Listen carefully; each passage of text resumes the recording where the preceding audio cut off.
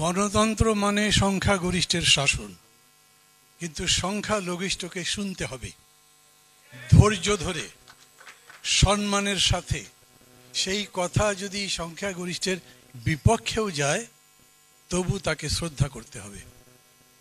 Copernicus যখন বলেছেন পৃথিবী সূর্যের চতুর্দিকে ঘুরে, তখন সবাই তার বিরুদ্ধে ছিলেন। তার তো ফাঁসি হয়েছে, কিন্তু ওটাই সত্য। সত্য আবার বস্তু এবং বিষয় নিরপেক্ষ। আমার বক্তব্যের শুরুতেই আমি ৭১ এবং ২৪-এর বীর শহীদদের গভীর শ্রদ্ধার সাথে স্মরণ করছি। আমার জন্য কিন্তু একটা বেশ মুশকিলের ব্যাপার।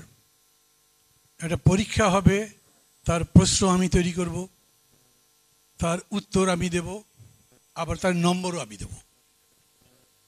মানে যত কিছু আছে সবই আমাকে তৈরি করতে হবে, ভাবতে হবে কি কি বিষয় আছে সেগুলো নিয়ে কথা। আমি যতদূর পারি, আমি আসলে দ্বিতীয় যে অধিবেশন ছিল সেই অধিবেশনের বক্তা ছিলাম, সময় পাইনি, মানে সময় পেরিয়ে গেছে বলতে পারিনি।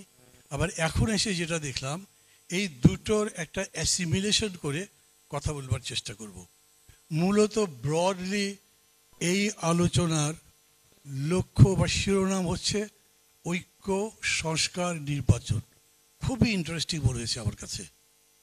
মানে ঐক্য দুটো বিষয় যুক্ত, একটা সংস্কারের সাথে আর একটা নির্বাচনের সাথে। সংস্কারের সাথে ঐক্য খুব কঠিন না, আবার কোনো কোনো সময় ইম্পসিবল।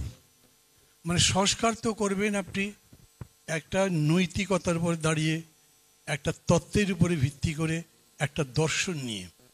এই জায়গাগুলোতে আসলে ঐক্য লাগেই, তার বিকল্প নেই।